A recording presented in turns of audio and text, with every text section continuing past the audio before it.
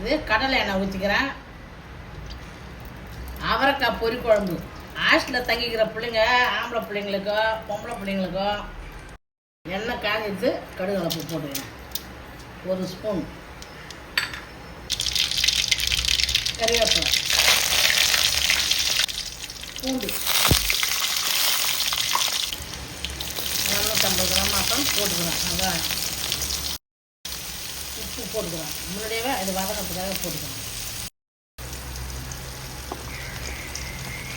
பெரிய தக்காளி ஒரு 3 தக்காளி நறுக்கி வச்சுருக்கேன். மிளகாய், அவரைக்காய் தண்ணியில் அலசி நல்லா க்ளீன் பண்ணி கட் பண்ணி வச்சுக்கிறேன்.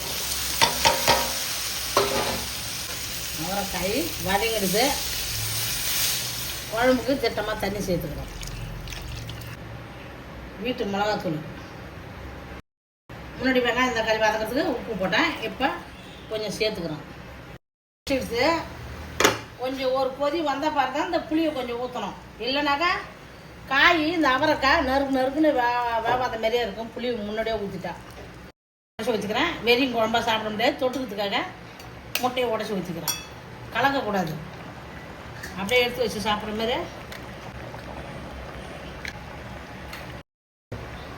அவரைக்காய் பொரி குழம்பு கொச்சிடுது, ரெடி ஆகிடுது. சாப்பிட வேண்டியது தான். மல்லி தழையை போட்டுக்கிறேன்.